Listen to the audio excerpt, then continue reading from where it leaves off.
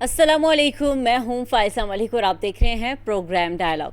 नाज़रीन, जिस तरह से आप जानते हैं कि 6 मई अब जिसको अगर हम देखें 1 साल पीछे जाएं तो एक ज़बरदस्त दिन था जब हमने मुख्तलिफ़ चीज़ें जो हैं वो देखी हैं। 6 से लेकर 10 दिन तक 10 मई तक जो है वो मुख्तलिफ़ हैपनिंग्स जो है वो हो रही थी। और इस पाकिस्तान की फ़तह को मुख्तलिफ़ ज़ावियों में अगर देखा जाए तो गलत नहीं होगा। नाज़रीन, 8-0 मार्का हक़ दुश्मन जो है वो शायद कभी फरामोश नहीं कर पाएगा। और हमने देखा कि पाकिस्तान की फ़तह भारत को एक ज़बरदस्त शिकस्त का सामना करना पड़ा इस दिन को, और जिसको ना सिर्फ पाकिस्तान और भारत तक महदूद रहा बल्कि पूरी दुनिया जो है वो इसकी गवाही देती रही। और पूरी दुनिया के अंदर पाकिस्तान की इस फ़तह को जिस तरह से सराहा गया, ना सिर्फ उन दिनों में बल्कि अभी तक पाकिस्तान ने ना सिर्फ भारत को शिकस्त दी बल्कि पाकिस्तान को जो सिफारती सतह पर एक बड़ी फ़तह का सामना करना पड़ा जो हम अभी देख रहे हैं। जिस तरह से पाकिस्तान पूरी दुनिया में एक सालिस का किरदार अदा कर रहा है, पाकिस्तान एक गारंटर के तौर पर दुनिया के सामने आ रहा है और पाकिस्तान की जो दिफाई पोजीशन है इस वक्त उसको दुनिया जिस तरह से सराह रही है, शायद ये इससे पहले हमने कभी इस तरह से पाकिस्तान के इस इमेज को नहीं देखा। So credit goes to field marshal Syed Asim Munir sahab और इंटायर टीम जिन्होंने उस वक्त ये इनिशिएटिव लिया और जिस तरह से वो खड़े हुए।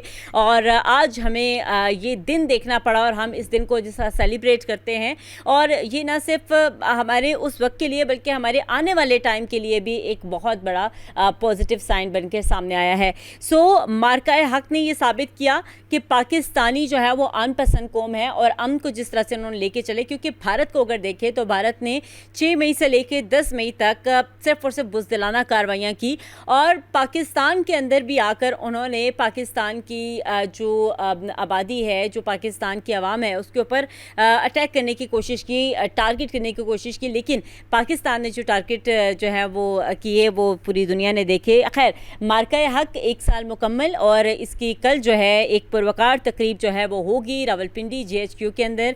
तकरीबन 8 बजे के दौरान ये तकरीब स्टार्ट होगी। इसमें जो मेहमान हुसूसी होंगे वो फील्ड मार्शल आसिम मुनीर साहब होंगे। साथ ही साथ chief of air staff air marshal Zaheer Ahmed Babar Sidhu sahab भी इसमें शरीक होंगे। Chief of naval staff admiral Naveed Ashraf sahab भी इसमें शरीक होंगे। और क्योंकि इस दिन के हवाले से एक अहम तकरीब जो कल होगी, और साथ ही साथ जो है वो यादगार शोहदा पर फूलों की चादरें भी चढ़ाई जाएंगी। तकरीब में तीनों मुसल्लह अफ़वाज के चाको चौबंद दस्ते भी सलामी पेश करेंगे और फील्ड मार्शल सैयद आसिम मुनीर साहब इस तकरीब से खिताब भी करेंगे। सो आज के प्रोग्राम में भी हम इसी फ़तह के ऊपर आज के प्रोग्राम को करेंगे, क्योंकि लास्ट ईयर भी हमने इसी फ़तह के ऊपर प्रोग्राम किया था और आज भी उसी के ऊपर करेंगे। और आज के प्रोग्राम में इस इन खूबसूरत लम्हात के हवाले से, पाकिस्तान की फ़तह के हवाले से, ना सिर्फ मार्का हक़ में बल्कि ओवरऑल जो हमने फतवात हासिल किए हैं उसके ऊपर गुफ्तगू करने के लिए कमोडोर रिटायर्ड वजीउल इस्लाम साहब हमारे साथ मौजूद हैं, दिफाई तज़ियाकार हैं। सर, बहुत शुक्रिया आपके कीमती वक्त का। ज़ैद बिन इनाम साहब हमारे साथ मौजूद है, माहिर हैं बैनुल-अक़वामी अमूर के। और डॉक्टर सज्जाद बुखारी साहब हमें ज्वाइन करेंगे, सीनियर सहाफ़ी और तज़ियाकार हैं। बहुत शुक्रिया आप तीनों के कीमती वक्त का। कमोडोर साहब, आपसे प्रोग्राम का आगाज़ करेंगे। सर, क्या कहेंगे, 1 साल मुकम्मल हो गया मार्का हक़ ऑपरेशन बनल मरसूस, पाकिस्तान ने ज़बरदस्त फ़तह हासिल की। जब हम 1 साल पहले की अगर बात करें तो आपकी क्या फीलिंग्स थी जब ये तमाम तर हैपनिंग्स हो रही थी? हम टीवी के अंदर देख रहे थे, बाकी हमें चीज़ें जो है मौसूल हो रही थी, तो उस वक्त का एक्सपीरियंस और आज का एक्सपीरियंस शेयर कीजिएगा सर। बहुत शुक्रिया फ़ाइज़ा, मुझे अपने प्रोग्राम में इनवाइट करने के लिए। सबसे पहले तो अल्हम्दुलिल्लाह रब्बिल आलमीन, अल्लाह ताला ने जो पाकिस्तानी अफ़वाद और पाकिस्तानी कौम की मेहनत की उसको रायगा नहीं। पिछले साल अगर हम देखें तो इंडिया की तरफ से बहुत दीगर भर्तियाँ चल रही थी। उनकी जो मोदी के अंदर जो हिंदुत्व पॉलिसी चल रही है उसमें मुसलमानों के ऊपर भी जुल्म हो रहा था और वो अखंड भारत की बात कर रही थी। और इंडिया जो है वो पिछले तकरीबन 20-22 साल से पाकिस्तान इंडिया को बार बार ये बता रहा था कि there is no space for war, या कोई जंग की गुंजाइश नहीं है न्यूक्लियर नेबर्स के दौरान। जंग का मतलब सिर्फ लड़ाई के से बढ़ के ये है कि दूसरे दुश्मन के ऊपर या अपने ओपोनेंट के ऊपर अपनी विल को इम्पोज करना। तो पाकिस्तान का ये कहना था कि इसकी कोई गुंजाइश नहीं है न्यूक्लियर आर्म नेबर के गिर्द। लेकिन अब भारत का ये ख्याल था कि वो अपनी पहले कोल्ड स्टार्ट स्ट्रैटेजी या फिर प्रोएक्टिव स्ट्रैटेजी के तहत वो कोई लिमिटेड वॉर करके अपने लिमिटेड गेन्स हासिल कर सकता है। अच्छा, इसी में अगर आप देखें तो पहलगाम में 2019 में उन्होंने काम किया, जिसके ऊपर उनको एक बहुत अच्छा जवाब देके अभिनंदन पायलट को, जो हमारे पास गिरा था, उसको वापस किया।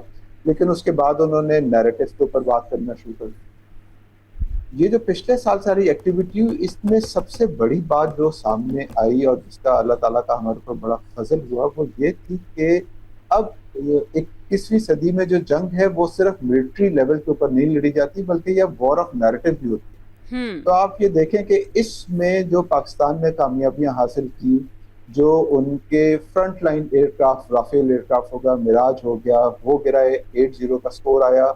उसके बाद जो उनका एयर डिफेंस सिस्टम था, जो सिर्फ उसका मकसद ये था कि आने वाले फजाई खतरात से आइडेंटिफाई करके उसको न्यूट्रलाइज किया जाए, उसको ही न्यूट्रलाइज किया। और फिर इस नैरेटिव की जंग में जितनी खूबसूरती के साथ हमारे जो ISPR की तरफ से ब्रीफिंग्स हुई और जो हमारे मीडिया ने जितनी रिस्पॉन्सिबिलिटी से काम लिया, वो बड़ा अहम है।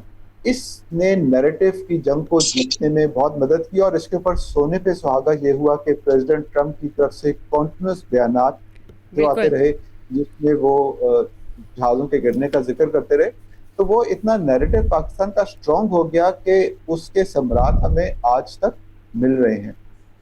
अच्छा, अब इसमें एक और बात बहुत अहम है कि जंग में एक तो जहाज गिरे, बहुत बड़ी कामयाबी है। लेकिन इस जंग से एक और जो चीज सामने आई वो यही कि जो इंडिया के पास एक गरूर था अपनी ताकत का, कि उसके पास बहुत मिलिट्री वो एक्सपेंडिचर कर रहा है और उसके पास बहुत लेटेस्ट वेपन है, लेटेस्ट इक्विपमेंट है, वो भी न्यूट्रलाइज हुआ। क्योंकि आप देख लें कि चाहे वो फजाई में का जंग का हो मामला, या फिर लैंड बैटल हो, या फिर समंदर में जंग का अमकान हो, वो मुकम्मल तौर पे उनका जो गरूर था वो चकनाचूर हुआ। उनके 8 जहाज गिरे। उसके बाद समंदर में उनका जो जासूसी त्यारा था 4 और 5 मई को, वो पकड़ा गया। और जासूसी त्यारे का पकड़ा जाना जो है वो एक बहुत शर्मिंदगी की बात है, क्योंकि जो जासूस त्यारा आया है सुनबुन लेने के लिए, उसी को पकड़ के आपने ट्रैक करके उसको बता दिया कि हम तुम्हें मार सकते थे, लेकिन हम तुम्हें मार नहीं रहे और तुम वापस जाओ। वो वापस गया, जिसकी बुनियाद के ऊपर उनकी पूरी नेवी जो एयरक्राफ्ट कैरियर थी, वो उनका मीडिया बात कर रहा था कि उसने टैंक लॉन्च करना है, कोई ब्लॉकेट करना है कराची का, वो अपनी पोर्ट से ही नहीं निकल पड़ा, वो अपनी पोर्ट से ही निकल नहीं सका। तो इससे उनकी स्ट्रैटेजी की डिफीट हुई, उनकी सोच को शिकस्त हुई और पाकिस्तानी कौम मुत्तहिद हुई। एक पाकिस्तान कौम एक रिस्पॉन्सिबल थॉट प्रोसेस के साथ सामने आई, और जो इंडिया के मीडिया का एक पूरी दुनिया में जग हंसाई हुई, बिल्कुल एक सेंसेशनलिज्म जो वो कर रहे थे और जो फेक न्यूज की फैक्ट्री वो चला रहे थे। इस लाहौर की पोर्ट को उन्होंने कहा कि ये कंप्लीट हो गई है, इस्लामाबाद की पोर्ट को उन्होंने कहा कि कंप्लीट हो गई है। तो ये तो बिल्कुल ही उनके लिए मेरा ख्याल है कि 0 से मल्टीप्लाई हो गया सारा की सारी उनके। बिल्कुल बजा फरमाया आपने सर। और जब आपने मीडिया की बात किया तो इसी को आगे जो है वो मजीद भी इसके ऊपर बात करेंगे। सज्जाद बुखारी साहब ने भी हमें ज्वाइन किया है, सर आपको भी प्रोग्राम में वेलकम कहेंगे। सर आपसे मैं ये जानना चाहूँगी, क्योंकि भारतीय मीडिया की जब भी बात होती है तो आपका नाम जो है वो जहन में ज़रूर आता है, क्योंकि जिस तरह से भारतीय मीडिया का जो नैरेटिव जिसको आप जो है फिर ज़ीरो कर देते हैं उनके सामने ही बैठ के। सो अभी सर ने कहा कि जिस तरह उस वक्त उन्होंने एक नैरेटिव बनाया हुआ था, कभी वो पाकिस्तान के पोर्ट पर हम जो है वो काबिज हो जाते थे, कभी कहाँ पे अटैक कर लेते थे, कभी कहाँ पे कर लेते थे। सो वो तमाम तर झूठ और मनगढ़ंत बयानियाँ था। सो उस वक्त एक तो वॉर जो है वो हमारी अफवाज जो है वो लड़ रही थी, चाहे वो एयरफोर्स थी, चाहे वो हमारी बरी बहरी, लेकिन दूसरी तरफ मीडिया की जो एक जंग थी वो भी मौजूद थी। सो अगर आप उस जंग का थोड़ा सा अहवाल हमें बताएं तो। फाइजा बहुत शुक्रिया।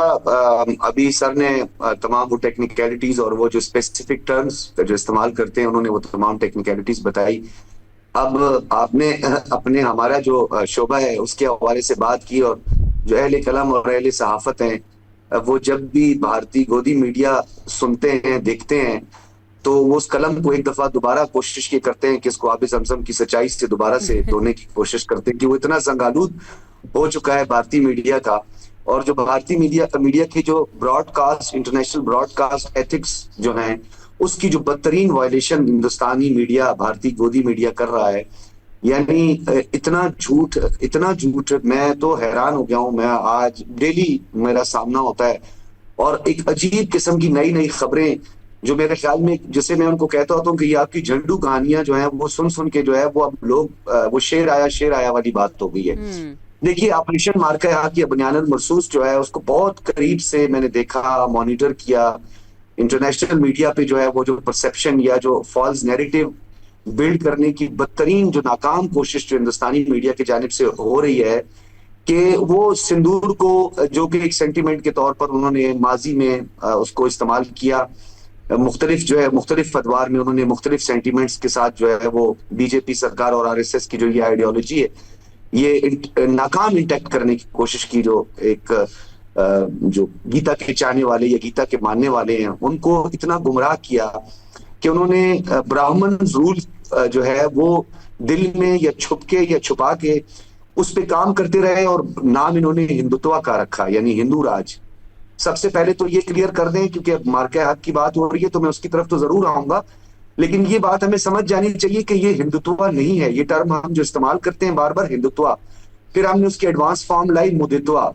ये दोनों से जो है मैं जुजवी इत्तेफाक करता हूँ, ये है, ये एग्जिस्ट करती है, लेकिन ये ब्राह्मणदित्व है। ये जो आरएसएस की आइडियोलॉजी है ये ब्राह्मण, स्पेसिफिक ब्राह्मण, और वो ब्राह्मण जो कि आरएसएस की आइडियोलॉजी के साथ इत्तेफाक करते हैं और शेव की धरती में तमाम नापाक है सवाए ब्राह्मण के। ये है उनकी आइडियोलॉजी, ये है पंच लाइन उनकी जिस पे वो काम कर रहे हैं। अब आ जाते हैं जो भारत के वासियों को झूठ बोला जाता है भारतीय मीडिया की जानिब से। आप अंदाजा लगाएं, आप सोचें जरा कि जिस मीडिया को ये अभी तक पता नहीं है, जो पाकिस्तान के साथ लड़ने जा रहा है, ये जो पाकिस्तान पे बात करने जा रहा है कि भाई लाहौर में कौन सी पोर्ट हमारी आती जहां पे हिंदुस्तान ने हमला कर दिया, बगैर तस्दीक किए जनाब हमारे जो आर्मी चीफ हैं, जिनके बारे में शायद रात को ये ख्वाब में भी नहीं सोच सकते कि वो उनके बिनत तक या करीब तक भी उनके पहुंचेंगे, वो गिरफ्तार हो गए। जनाब प्राइम मिनिस्टर को गिरफ्तार कर दिया और जनाब पता नहीं क्या कुछ कर दिया। यानी तारीख में बदतरीन हसीमत का सामना हिंदुस्तान को मार्का हक में उठाना पड़ा। यानी हमारी जो मल्टी डोमेन जो हमारा ऑपरेशन था, जो कसीरुल जहदी हमारा एक अटेम्प्ट या ऑपरेशन था, उसमें भारत माजी में जिन एयरफील्ड्स को इस्तेमाल करता रहा, जिन बेसिस को इस्तेमाल करता रहा, जिसमें उड़ी, पठानकोट, बठिंडा, दीगर जो उनकी है, पाकिस्तान के टारगेट इतने स्पेसिफिक और इतने, मैं समझता हूं कि उनको हिट करने में जिस तरह उनको लॉक किया ना हमारी फिजाइया ने, और चंद ही मिनटों में, मैं समझता हूं 1 घंटे का टाइम भी पूरा नहीं हुआ था कि उनको तिगनी का नाच नचा दिया। यानी हिंदुस्तान की मिस कैलकुलेशन को जमीबोस कर दिया, खाक में मिला दिया। और पाकिस्तान ने चाइना का जो ज्वाइंट एडवेंचर है हमारा JF-17 थंडर, JTNC का इस्तेमाल भी करते हैं, क्योंकि उन्होंने तो आप देखिए आधी दुनिया का वेपन इस्तेमाल किया। फ्रांस का उन्होंने रफाल जो है वो बदनाम कर दिया, उसकी क्या हालत बन गई, S-400 उसकी क्या हालत बन गई। फिर इनकी जो फादरलैंड है उसके इन्होंने जो है वो ड्रोन्स इस्तेमाल किए। आधी दुनिया का असला जमा करने के बावजूद भी उनकी साख को नुकसान पहुंचाया, उनके ममालिक की क्रेडिबिलिटी को उन्होंने दांव पे लगा दिया, उन साइंटिस्ट जिन्होंने इस पे काम किया था उनको बदनाम किया। तो इसमें भारत की इस जो मार्का हक में जो उसकी शिकस्त हुई है, बदतरीन जो नाकामी हुई है, मैं इसमें 50% मार्क्स जो है वो गोदी मीडिया को दूंगा। जहां पर उनकी रॉ फेल हुई, जहां पर उनकी, जैसे राफेल से मैं कहता हूं तो राफेल नहीं तबाह हुए, रा फेल हो गई वहां पर। उसके साथ साथ गोदी मीडिया और इनके जो ये रिटायर्ड जो लोग हैं, जो कि अब आर्मी से तो रिटायर्ड हो गए, तब तो वो कुछ कर नहीं सके, अब वो रिटायर्ड होकर झूठा चूरन बेच के उन्होंने पाकिस्तान, हिंदुस्तान को इस नहज पे पहुंचा दिया कि नरेंद्र मोदी को गलत ब्रीफिंग दे दी कि भाई हम पता नहीं ये कर लेंगे, हम ये कर लेंगे, और मीडिया जो है वो हमारा गोदी मीडिया है, जो हम कहेंगे उसकी वही डायरेक्शन होगी। बिल्कुल बिल्कुल फरमाया आपने कि जो अगर हम ये कंसीडर करें कि जो आधी शिकस्त तो पाकिस्तान ने उनको दी, लेकिन आधी शिकस्त का बायस जो है वो गोदी मीडिया बना, तो ये गलत नहीं होगा। ज़ैद बिन इनाम साहब भी हमारे साथ मौजूद हैं, एक्सपर्ट हैं इंटरनेशनल अफेयर्स के। सर क्या कहेंगे सबसे पहले तो इस दिन के मुनासबत से, अगर आप कुछ कहना चाहें। दूसरा ये कि डेफिनेटली इस मार्का हक को 1 साल मुकम्मल हो चुका है। हम ये देख रहे हैं कि दुनिया जो है पाकिस्तान के मौक़िफ़ को अब जितना संजीदा ले रही है, शायद इससे पहले इस लेवल पे नहीं संजीदा लिया जा रहा था। सो क्या देख रहे हैं बैनुल-अक़वामी सतह पर पाकिस्तान का इमेज इस एक साल के अंदर अंदर आपने कितना बदलता हुआ देखा? जी बिल्कुल, आपने सही फरमाया कि 2025 एंड 2026 पाकिस्तान की पॉलिटिकल एंड मिलिट्री हिस्ट्री में एक बहुत इम्पोर्टेंट ईयर्स के तौर पे ये मनाए जाएंगे। मैं ज़रा कुछ ये कॉन्टेक्स्ट आपके सामने रखना चाहूँगा। देखिए, 2024 में इंडिया में जनरल इलेक्शंस हुए, जिसके अंदर बीजेपी ने मेजॉरिटी हासिल नहीं कर पाए तो उन्होंने अलायंस बना के अपनी हुकूमत बनाई। और जो फॉल्स फ्लैग का जो नैरेटिव है इंडिया की साइड से, वो इसलिए होता रहता है because around the year India में स्टेट इलेक्शंस होते हैं। So in order to get the legitimacy, ये बीजेपी का एक मॉडस ऑपरेंडी है कि वो इलेक्शन से पहले, चाहे वो नेशनल हो चाहे स्टेट इलेक्शंस हो, वो इस किस्म के फॉल्स फ्लैग के नैरेटिव के मुताबिक इंटरनेशनल लेवल पे अपने आप को विक्टिम शो कराना चाहते हैं। एक तो ये बात हो गई।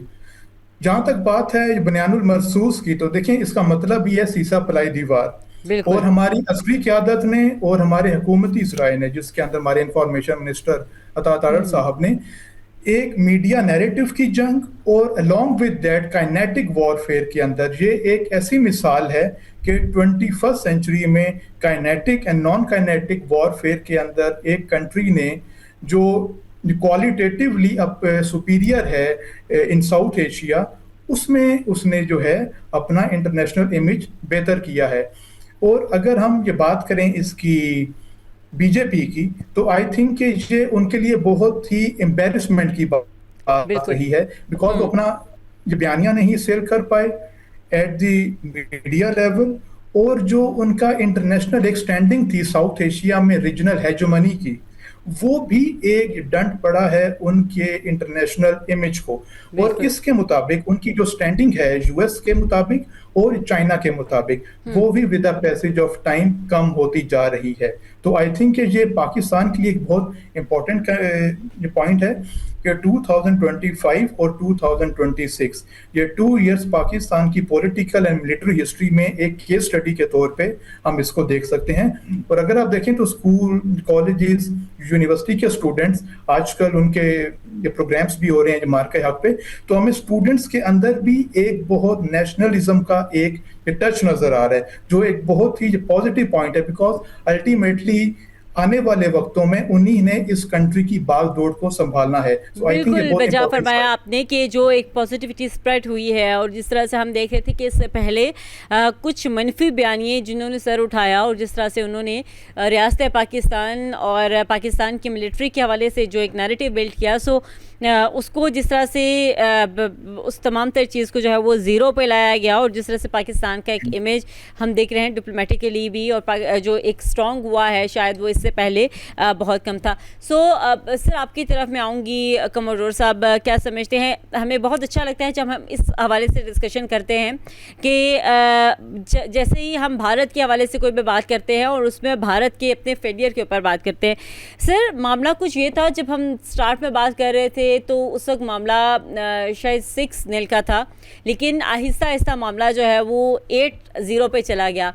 सर इस स्टोरी को ज़रा शेयर कीजिएगा, ये क्या स्टोरी है? 2 मज़ीद जो इसमें एडिशन हुआ था, इस स्टोरी को ज़रा सर शेयर कीजिएगा हमारे नाज़रीन के साथ। जी बहुत शुक्रिया आपका। अच्छा ये देखें कि ये एक स्टोरी भी नहीं बल्कि ये तो फैक्ट है, 8-0 वाला फैक्ट। उसमें जो डे बिफोर येस्टरडे DGSPR की कॉन्फ्रेंस हुई, इसमें बड़ा डिटेल में बताया कि 4 राफेल तैयारे जो लेटेस्ट उनकी इन्वेंट्री में थे, वो एक SU-30 एयरक्राफ्ट, एक MiG-29, एक मिराज 2000 और एक इनका multi role unmanned aerial vehicle जो है, या एरियल अनमैन्ड एयरक्राफ्ट जो है, वो तबाह हुआ।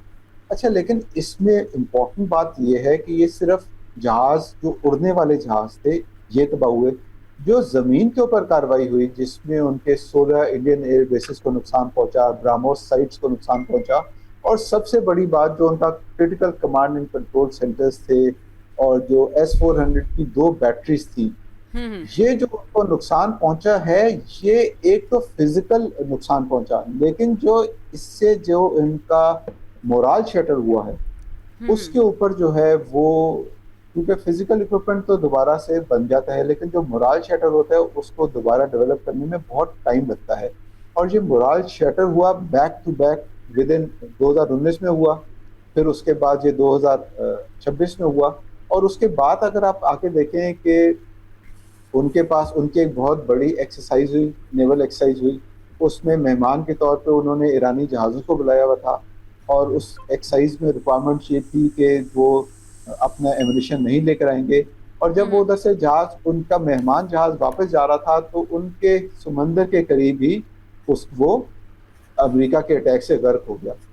ये एक और जो उनको हजीमत उठानी पड़ी, जिसकी वजह से वो कोई बात बोल नहीं सके। उसके बाद पाकिस्तान का ये जो कंप्लीट जो यूएस और इजराइल का अटैक है ईरान के ऊपर, और उसके ऊपर पाकिस्तान का ऐसे प्रोमिनेंटली आ जाना सामने एज नेगोशिएटर या सालसी, जिसको ईरान भी एक्सेप्ट कर रहा है और जिसको प्रेसिडेंट ट्रंप या यूएसए भी एक्सेप्ट कर रहा है, वो एक मेरा ख्याल है इन इटसेल्फ बताता है कि जो मिलिट्री हमने सक्सेस हासिल की एज अ नेशन, वो ट्रांसलेट हुई है पाकिस्तान के ओवरऑल ग्लोबल स्ट्रक्चर में।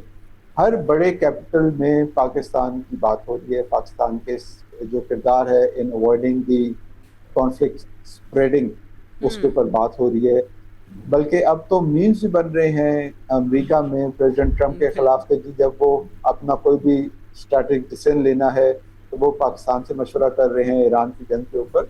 तो मेरा ख्याल है कि इसके ऊपर हमें अल्लाह ताला का शुक्र अदा करना चाहिए। और एक और काम ये है कि हमें ये जो सारी चीज़ें हैं इसके थ्रू जो हमने अब आगे बढ़ना है, उसके ऊपर हमें कुछ मिल के बैठ के गवर्नमेंट इदारों को मिल के आगे इसके ऊपर आगे चलना होगा, ताकि हम और बेहतर तौर पे अपनी आप को मजबूत कर सके। ठीक है सर, पॉइंट आपका हमारे पास आ चुका है। सजाद साहब आपकी तरफ भी मैं आऊँगी, लेकिन यहाँ पर मुख्तसर वक्फा लेते हैं, साथ रहिएगा।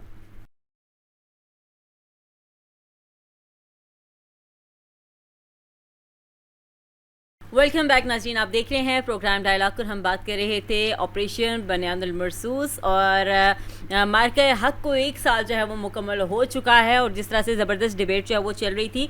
ब्रेक से पहले कमांडर वजीहुल इस्लाम साहब जिन्होंने बड़ी ज़बरदस्त जो है वो इसके ऊपर डिबेट की है, और जो टेक्निकल इसमें हमने देखा कि जिस तरह से भारत ने राफेल जैसे एक ऐसे शाहकार, जिसको मोदी ये कहता था कि अब तो एक ऐसा शाहकार हमारे पास मौजूद है जिसका कोई मुकाबला नहीं कर सकता, लेकिन उस शाहकार के शिकार जिस तरह से पाकिस्तान ने किया वो पूरी दुनिया ने देखा।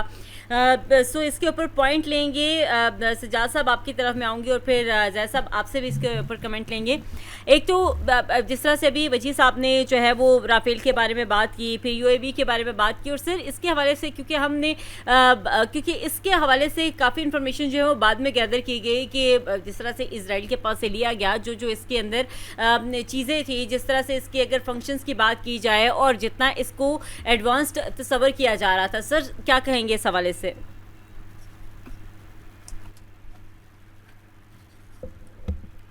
मुझे कह रही है जी सर। ओ सॉरी, जी मैं अच्छा, इसमें मैं एक बड़ी इंटरेस्टिंग जो है आपको बात बताऊंगा कि भारत के लिए 2 सवाल जिसका जवाब, एक तो हमारे DGISPR के वो 8 बड़े अहम सवाल थे, 7 थे, आई थिंक 8 सवाल थे, उसके जवाब अभी तक जो है वो भारत नहीं दे पाया। 2 और बड़े अहम चीजें मैं आपको बता दूं। कॉमोडोर साहब जो है वो जरा उसका मुझे जरा बताएंगे भी, क्योंकि ये कॉन्फ्रेंस सिंगापुर में हुई थी 30 मई को। जो उनके चीफ ऑफ डिफेंस स्टाफ हैं जनरल अनिल चौहान, उन्होंने सिंगापुर में एक तकरीब थी, शायद शंग्रीला समिट उसे कहा था, शंग्रीला समिट, यस, वहां पे उन्होंने शिरकत की। और वहां उनसे जब पूछा गया कि क्या हुआ था जब ये हमेशा जो उनकी दुखती रग पे कोई हाथ रख देना राफेल का, जब भी जिक्र करे राफेल वगैरह का, तो उन्होंने कहा जी हाँ, पाकिस्तान ने जो है वो हमें फजाई तौर पे काफी नुकसान पहुंचाया, लेकिन वो जितना बता रहे हैं उतना नहीं है। इट मींस पहले तो इन्होंने वहां पे भी एक्सेप्ट कर लिया था, जो कि इनके अनिल चौहान साहब हैं, मेरे ख्याल उससे ज्यादा कोई ऐसा बंदा नहीं है जिसके बारे में ये कहा जा सके कि वो भी झूठ बोल रहा था। फिर दूसरा ये है कि आपको याद होगा डोनाल्ड ट्रंप जो है वो, उनकी पर्सनैलिटी भी इस तरह की पर्सनैलिटी है कि उन्होंने 5 तैयारों से गालिबन शुरू किया था और 11 तक पहुंचा दिया, लेकिन अभी तक आप यकीन जाने नरेंद्र मोदी या इनका कोई प्रॉपर रिप्रेजेंटेटिव या कोई नुमाइंदा, इवन के UN में सिक्योरिटी काउंसिल में बहुत अपॉर्चुनिटीज मिलती हैं यानी किसी एक शख्स ने भी अभी तक जो है ना वो डोनाल्ड ट्रंप को जवाब नहीं दिया, हालांकि उनके अपने तो तैयारी सर वो आप जवाब देखें दे क्या? क्या सजाद साहब उनके नहीं पास नहीं जवाब है ही नहीं कोई। नहीं, अभी आप ईरान ने देखे ना, ईरान ने जो अमेरिकी जेट्स थे वो मारे, उसकी वजह से उनको फिर ऑपरेशन भी करना पड़ा, एक रेस्क्यू ऑपरेशन था, अपने इन्होंने पायलट्स को रिकवर करने के लिए किया, वो उस पर भी इन्होंने बात नहीं की। उनको पता था कि अगर जरा सी हमने कोई बात की तो फिर ये हमारी दुखती रख पे हाथ रख देंगे। असल बात यह है कि भारत जो है वो अपनी डर्टी पॉलिटिक्स के लिए, और ये बीजेपी हमेशा, बल्कि कांग्रेस का भी यही तरीकाकार रहा है, थोड़ा सा फर्क है, ये थोड़ा सा एक्सट्रीम है, थोड़े से एक्सट्रीम है, वरना कांग्रेस जो है उसने भी ये कार्ड हमेशा हिंदू कार्ड और खासतौर पे पाकिस्तान कार्ड उन्होंने खेला है, वैसे ही उन्होंने वो सेकुलर स्टेट का एक लिबादा ओढ़ा हुआ है। तो इन्होंने हमेशा अपनी डर्टी पॉलिटिक्स के लिए अपनी फौज को, अपने पायलट्स को झोंके में डाला है। बिल्कुल अब आप देखिए मैक 21 जो है वो रूस का बड़ा एक अहम त्यारा है, उसकी बड़ी मांग थी एक जमाने में, इन्होंने रूस से त्यारे लिए मैक 21। उस मैक 21 की ये हालत बनी कि सबसे ज्यादा जो पायलट्स इस वक्त दुनिया में मरे हैं और जहाज तबाह हुए हैं वो भारत के हुए हैं, ये भारत का एक रिकॉर्ड है। उसमें 450 के करीब जो है पायलट्स और उनके क्रू मेंबर्स या जो साथ होते हैं, उनको वो कॉमोडोर साहब को ज्यादा बेहतर पता होगा, वो फारिग हो चुके हैं, यानी वो मर चुके हैं। तो और इतने ही इनके जहाज हैं। फिर इन्होंने उसको एक नाम दिया, इन्होंने कहा ये जी फ्लाइंग कॉफिन है, ये चलता फिरता उड़ता हुआ एक ताबूत है, यानी इतने लोग उसमें मारे गए। फिर आप इनका वो जहाज जो तेजस था, वो आपने दुबई के एयर शो में देखा, उसका क्या हाल हुआ कि इनके अपने पायलट्स आ रहे थे, वो JF-17 थंडर के साथ सेल्फियां लेना चाह रहे थे, और यकीन जाने उन्होंने उसको छूने की भी कोशिश की, चुगने की भी कोशिश की। ये पाकिस्तान की क्रेडिबिलिटी है, और ये पाकिस्तान का जो जॉइंट एडवेंचर था जिसकी मैं बात कर रहा था। तो भारत सिर्फ अपने लोगों को झूठ बोलने के लिए, अपनी सियासत और अपनी साख बचाने के लिए एक पॉलिटिकल ऑब्जेक्टिव के अलावा ये कुछ भी नहीं है। यानी भारत की जो घसाई हुई है बिल्कुल, और उस झूठ में सिर्फ झूठ ही था, उस झूठ में कोई ऐसी चीज़ नहीं थी कि जिसको वो बाद में डिफेंड कर सके। आप वाली बात है कि किसी भी प्लेटफॉर्म के ऊपर वो इस चीज़ को जो है वो डिफेंड क्या उसके ऊपर बात तक करना उनसे जो है वो पॉसिबल नहीं हुआ। जैद साहब आपकी तरफ में आऊँगी, और जब क्योंकि टेक्नोलॉजी की अगर बात होती है, टेक्नोलॉजी वर्सेस टेक्नोलॉजी की अगर बात करें, एक तरफ राफेल और दूसरी तरफ JF-17 थंडर। अब क्योंकि इसके ऊपर हमने देखा कि अभी भारत तो जो है वो चाइना को भी इसमें इंक्लूड कर रहा है कि शायद उन्होंने जो है वो इसमें हेल्प आउट पाकिस्तान को किया, और पाकिस्तान ने जो है वो इतना बड़ा ऑपरेशन किया। सो इस कंपैरिजन को एक तो कैसे देख रहे हैं, क्योंकि 4 राफेल को गिरा देना ये कोई छोटी बात नहीं थी, क्योंकि जब भी हम बात करते हैं किसी भी टेक्नोलॉजी की तो उसके पीछे जो उसके बिहाइंड में एक जो पर्सन है वो क्या कर रहा है, किस तरह से उसको परफॉर्म कर रहा है, ये मैटर करता है। या टेक्नोलॉजी में भी फेलियर को अब हम कंसीडर कर सकते हैं कि वाकई ये टेक्नोलॉजी का फेलियर था कि 4 राफेल जो है वो ज़मीं बोस कर दिए। जी बिल्कुल, देखें इंटरनेशनल लेवल पे ना हर कंट्री की ये परसेप्शन बहुत मैटर करती है, और परसेप्शन डिफाइन होती है आपकी ये नेशनल पावर से। और नेशनल पावर में 2 चीजें आती हैं, एक आपकी मटेरियल पावर और एक आपकी आइडिएशनल पावर।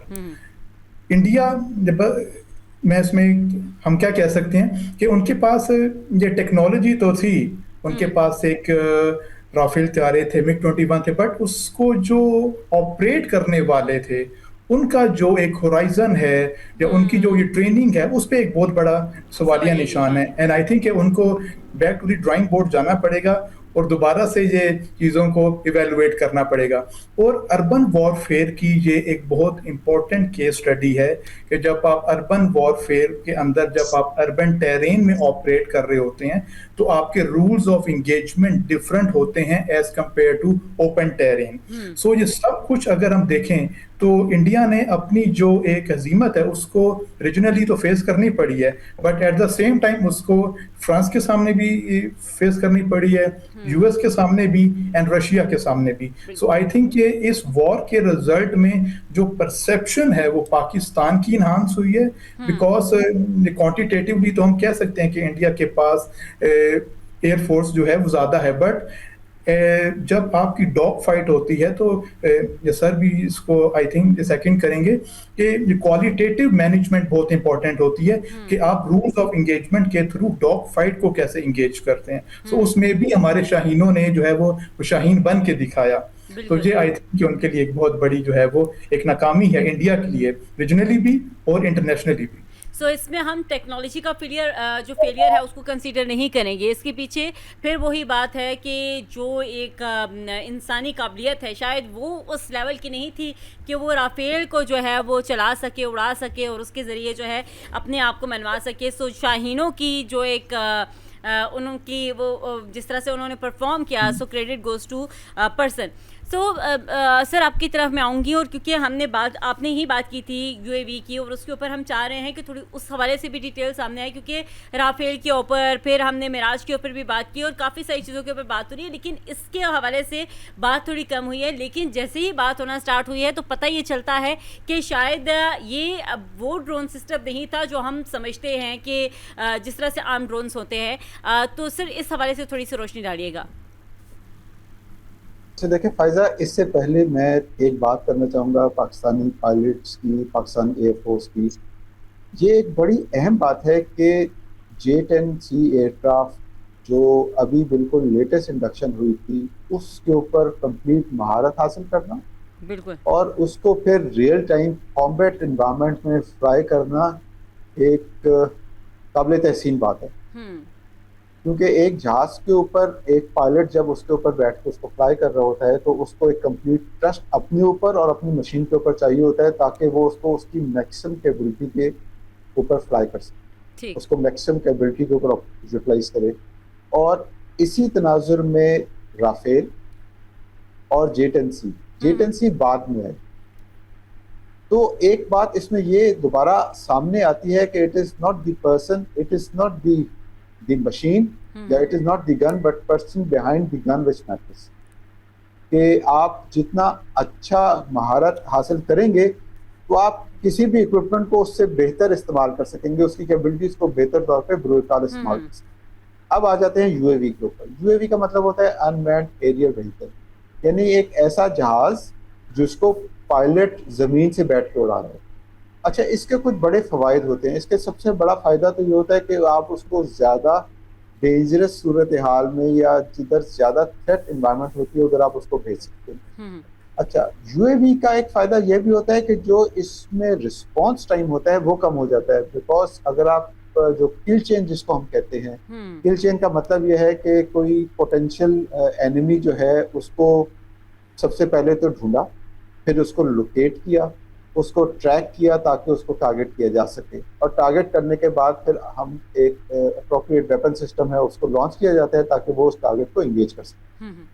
और फिर उसके बाद उसकी असेसमेंट भी की जाती है कि क्या हम अपने मकसद पे कामयाब हो गए उसको न्यूट्रलाइज करने में या नहीं। अच्छा, यूएवी जो है ये सारे काम बगैर कोई टाइम ज़ाया किए हुए एक ही वक्त में कर सकते हैं अगर वो उसके ऊपर वेपन सिस्टम भी लगा है। तो और अब जो यूएवीज जो हैं वो उनकी ऐसी है कि एक जो फाइटर एयरक्राफ्ट है वो अगर फॉर एग्जांपल मिसाल के तौर पे 1 घंटे या 1.25 घंटे या 1.5 घंटे की फ्लाइट मेंटेन कर सकते हैं, यूएवी जो है वो वही फ्लाइट जो है वो बहुत ज़्यादा टाइम के लिए मेंटेन करता है और वो ऑन साइट प्रेजेंट रहता है, जिसकी वजह से रिस्पॉन्स देना बहुत आसान हो जाता है टाइम के प्रेस में।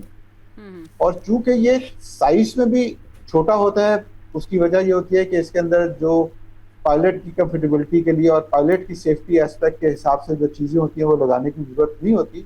तो इसको ढूंढना और इसको ट्रैक करना, टारगेट करना थोड़ा सा मुश्किल काम होता है। जैसे कि अभी आपने रिपोर्टिंग की होगी और देखा होगा जो यूएस और इजराइल का अटैक था ईरान के ऊपर, उसमें ईरान ने भी रिस्पॉन्स में जब अपने ड्रोन्स भेजे तो ड्रोन्स को उनके लिए ट्रैक करना, ड्रोन्स का मतलब यूएवीज ही होगा, उनको ट्रैक करना उनके लिए मुश्किल काम हो रहा था और उन्होंने अपने बड़े बड़े मिसाइल इस्तेमाल किए, महंगे मिसाइल इस्तेमाल किए उस ड्रोन को न्यूट्रलाइज करने। तो कहने का मतलब ये है कि ये जो यूएवी को न्यूट्रलाइज करना है ये भी एक बहुत बड़ी अचीवमेंट है। और जो इससे पहले सज्जाद मेरा ख्याल है बात कर रहे थे शंग्रीला डायलॉग की, उसमें जो जनरल अनिल चौहान है जो इनके चीफ ऑफ डिफेंस स्टाफ है, ये उन्होंने शंग्रीला डायलॉग जो हुआ उसमें उन्होंने सबसे पहले तो कहा जी कि हमारा इतना नुकसान नहीं हुआ जितना लोग समझते, लेकिन साथ ही उन्होंने कहा कि जी हाँ हमने एरियल लॉसेस तो सफर की, यानी उन्होंने अपनी बात एक्नॉलेज भी कर ली और साथ ही डिफेंस मैकेनिज्म भी इंगेज कर लिया कि हम इसमें नुकसान ज्यादा नहीं हुआ। अच्छा, फिर उन्होंने एक और बड़ी अहम बात की, उन्होंने कहा कि ज्यादा इंपॉर्टेंट बात ये नहीं है कि हमारे जेट्स डाउन हुए, बल्कि ज्यादा अहम बात यह है कि ये डाउन हुए क्यों। फिर उन्होंने अपने कोई उसके रीजंस फॉर लॉसेस जो है वो टेक्निकल कुछ बात की, और फिर 48 घंटे के लिए उनकी एयरफोर्स डाउन रही, उन्होंने कोई फ्लाई नहीं किया। और उसके बाद उन्होंने अपने मिशन जब स्टार्ट करना शुरू किए, उस वक्त तक ऑलरेडी इंडिया जो है वो यूएसए से बातचीत करने में कामयाब हो चुका था कि ये जंग बंद हो सके। अब एक और बात हुई कि अब चाइना को क्यों इन्वॉल्व कर रहे हैं इंडिया फॉर दिस, कि उन्होंने पाकिस्तान की मदद की। अच्छा देखें, जब भी इंडिया को हमेशा से ये शौक है कि वो अपने इर्द गिर्द दुश्मन इकट्ठे करें, क्योंकि उन्होंने किसी ना किसी बहाने जो है वो अपने जो पड़ोसी मुल्क हैं उनके अंदर कोई ना कोई इरिटेंट मेंटेन करके रखा, चाहे वो बांग्लादेश हो, चाहे वो नेपाल हो, चाहे वो श्रीलंका हो। भूटान को तो उन्होंने अपने साथ वैसे ही अपने तसल्लुत में दे दिया, जो आहिस्ता आहिस्ता उसके उनके चंगुल से निकलना चाह रहे हैं। तो जब पाकिस्तान से जब भी जंग की बात करते हैं तो उनके जो फौजी माहिरीन है या जो उनके मिलिट्री है हायरार्की है, वो बात करती है कि उनकी टू फ्रंट वॉर है। टू फ्रंट वॉर का मतलब वो ये लेते हैं कि एक ही टाइम के ऊपर वो पाकिस्तान से भी जंग लड़ रहे हैं और एक ही टाइम के ऊपर वो चाइना से भी जंग लड़ रहे हैं। बिल्कुल। जिसके लिए उनको ज्यादा मिलिट्री इक्विपमेंट चाहिए, जिसका मतलब यह है कि उनको ज्यादा बजट एलोकेशन चाहिए, जिसका मतलब यह है कि वो ज्यादा जो है वो बाहर से असलहा लेंगे।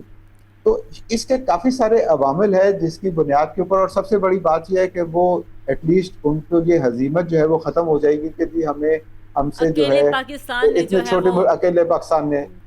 तो ये एक काफी सारे मुख्तलिफ फैक्टर्स हैं, अंडरलाइंग फैक्टर्स हैं, किसी न किसी तरह से जो है वो अपने मुंह पे जो एक स्याह धब्बे लगे हैं उनको हटाने की नाकाम कोशिश जो है वो कर रहे हैं। जैसे फायदा जैसे बच्चा गिरता है तो वो कहता है नहीं मुझे चोट तो नहीं लगी, हाँ। क्योंकि उसका ये डिफेंस मैकेनिज्म है, उसने वो एंगेज करना है। जी प्लीज। बिल्कुल।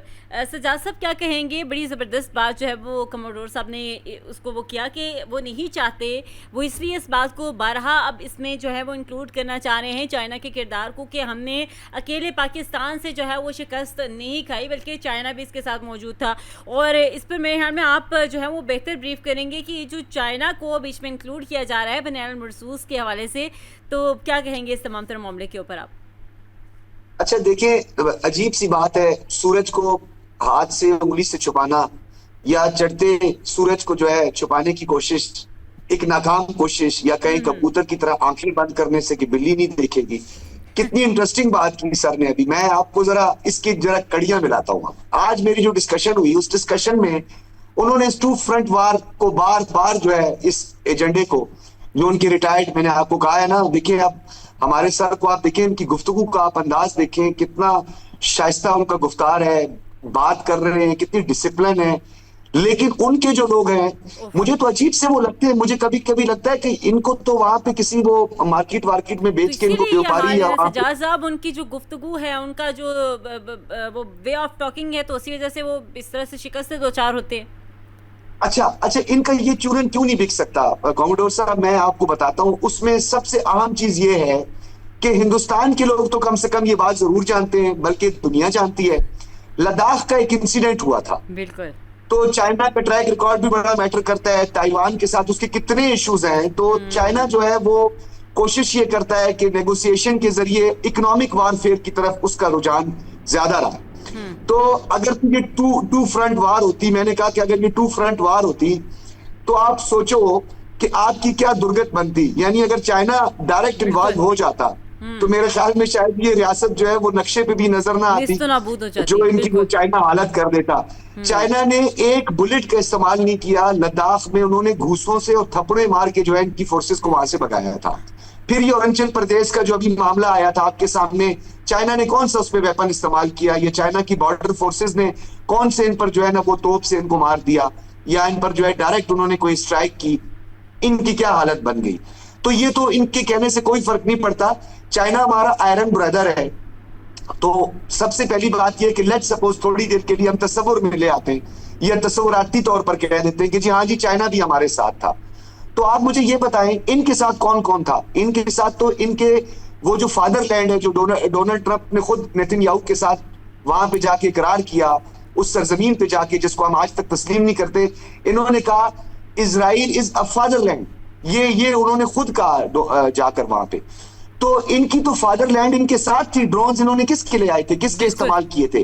बाकायदा तौर पर इंडियन जो फोर्सेस हैं वो गजा में जेनोसाइड में मुलविस हैं। इसी तरीके से जो इंडिया ने पाकिस्तान पे हमला किया, इजरायली फोर्सेस जो थी या इजराइल के इंटेलिजेंस जो नेटवर्क था वो इनके साथ मिलकर काम कर रहा था। एक फ्रांस के इन्होंने वेपन इस्तेमाल किया, जैसे हम वेपन इस्तेमाल कर सकते हैं, किसी का भी कर सकते हैं, पूरी दुनिया मंगवाती है।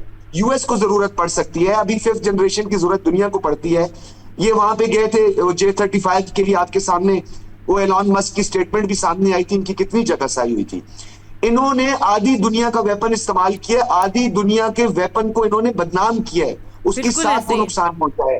इसलिए जो है इतना झूठा चूरन बेच रहे हैं कि जी चाइना ने भी हमारे साथ जो है ना, चाइना ने अगर पाकिस्तान की हेल्प सजाद साहब, ऐसे ये डिबेट ऐसी है कि हम चाहते हैं कि ये रुके ना, देखिए वक्त की कमी की वजह से। जी सर बड़ा इंपॉर्टेंट, ये जरूर सुनते जाइए, ये जरूर सुनते जाइए। चाइना अगर इसमें इन्वॉल्व होता तो इस वक्त पूरी दुनिया, अल जजीरा, BBC, CNN, UN का जो अभी तफसीली रिपोर्ट आई, फ्रांस का जो फॉरेन ऑफिस है या चाइना का जो फॉरेन ऑफिस की अभी रिपोर्ट, इवन के रूस सरगेई लारोव की आप स्टेटमेंट सुन लें, उन कहीं पर किसी एक मुल्क ने भी अगर ये कहा हो कि चाइना ने जो है वो डायरेक्ट पाकिस्तान के साथ मिलकर ये हमला किया, तो इनको अकेला कहने दें, झूठ बोलते रहे। बिल्कुल, ये झूठ बोलते रहें और इसी तरह से झूठ बोलते रहेंगे। और डेफिनेटली अगर ये तमाम तरह सूरत हाल होती तो वही आप वाली बात है कि शायद ये मुल्क नक्शे से गायब हो जाता कि कोई इंडिया भी कोई मुल्क था। जैद साहब, आपकी तरफ भी आऊँगी और अब हम क्लोजिंग की तरफ ही जाएंगे। ये तमाम तरह अब हम देख रहे हैं कि उन्होंने इस जंग में जो है वो चाइना को भी इंक्लूड कर लिया, लेकिन ख़ुद बज़ाहिर जिस तरह से सजाद साहब ने और वजीहुल इस्लाम साहब ने जिन पॉइंट्स को हाईलाइट किया, जिस तरह से उन्होंने हेल्प ली और फिर उन्हीं के कदमों में बैठकर सीज फायर के हवाले से भी मिन्नतें की, तो क्या देख रहे हैं कि अभी भारत की पोजीशन को, और जंग के हवाले से हमने देखा बनियाल मरसूस के बाद पाकिस्तान की पोजीशन तो डेफिनेटली चेंज हुई है, लेकिन भारत की पोजीशन को कहाँ पर देख रहे हैं? जी बिल्कुल, आई थिंक मेरे अपने कॉन्टेक्स्ट में जो इन्होंने, इंडिया ने बल्कि चाइना फैक्टर हाईलाइट किया है, वो अटेंशन डाइवर्ट करने के लिए किया है। अटेंशन को बाइफरकेट किया है नेशनल लेवल पे और इंटरनेशनल लेवल पे, ताकि लोगों की परसेप्शन रिगार्डिंग पाकिस्तान वो डाइवर्ट रहे। सो ये एक बहुत इंपॉर्टेंट फैक्टर है। आई थिंक कि उन्होंने नैरेटिव बिल्डिंग के कॉन्टेक्स्ट के अंदर जो है अटेंशन डाइवर्ट के पर्सपेक्टिव को हाईलाइट करने की कोशिश की है, जो जिसमें वो नाकाम रहे हैं। बिकॉज देखें, कोई भी कंट्री एक्सक्लूसिवली कोई भी मिलिट्री टेक्नोलॉजी को कैपिटलाइज नहीं कर सकता। उसके अंदर हार्डवेयर होता है, सॉफ्टवेयर है, उसके अंदर मेंटेनेंस है, उसके अंदर सप्लाई चेन है। सो आई थिंक ये जो इंडिया का एक और दफ़ा फिर, एक तो 2025 में भी वो नैरेटिव में हार गए और इस बार फिर वो नैरेटिव में हार गए कि वो जो अटेंशन डाइवर्ट करने के कॉन्टेक्स्ट को हाईलाइट करना चाह रहे थे, उसके अंदर वो नाकाम रहे हैं। और मैं इसी चीज़ को ये कंक्लूड करूंगा जो मैंने स्टार्ट में बात की कि 2025 and 2026 is important with respect to Israel and Iran conflict. उसके अंदर भी पाकिस्तान का रोल बहुत मस्बत रहा है, उसके अंदर भी पाकिस्तान का रोल एक पीस मीडिएटर एंड पीस के जो कॉन्टेक्स्ट के जो अंदर है वो बहुत इम्पोर्टेंट है। और आई थिंक कि हम इसी चीज़ पे ये कंक्लूड कर सकते हैं कि Pakistan in the last 2 years South Asia में एंड रीजनल लेवल पे एक अपने आप को रिस्पॉन्सिबल स्टेट मनवाने में जो है वो सक्सेसफुल रहा है। सो आई थिंक ये पाकिस्तान की बहुत बड़ी सक्सेस है और इंडिया की बहुत बड़ी हार है कि वो लास्ट टाइम भी नैरेटिव की वॉर में हार गया था और इस बार भी नॉन काइनेटिक की वॉर में जो उसने अटेंशन डाइवर्ट करने की कोशिश की है कल से, उसके अंदर वो हार चुके हैं। ठीक है, बहुत शुक्रिया। जैद बिन इनाम साहब हमारे साथ मौजूद थे, माहिर बैनुल-अक़वामी अमूर की, उन्होंने अपना कीमती तजिया हमारे साथ शेयर किया। कमोडोर रिटायर्ड सैयद वजीहुल इस्लाम साहब हमारे साथ मौजूद थे, दिफाई तजियाकार, उन्होंने भी अपना कीमती वक्त हमें दिया। डॉक्टर सज्जाद बुखारी साहब हमारे साथ मौजूद थे, बहुत शुक्रिया, उन्होंने भी अपना कीमती जो टाइम है वो हमें दिया। सो नाज़रीन, जैसा कि 1 साल जो है वो इस मार्का हक़ को जो है वो कम्प्लीट हो चुका है और मार्का हक़ ने ये साबित किया कि हम अमन पसंद हैं, मगर वक्त आए तो बनियानुल मरसूस भी हैं। सो इसी के साथ आज के प्रोग्राम से दीजिए इजाज़त, तलाने के बाद।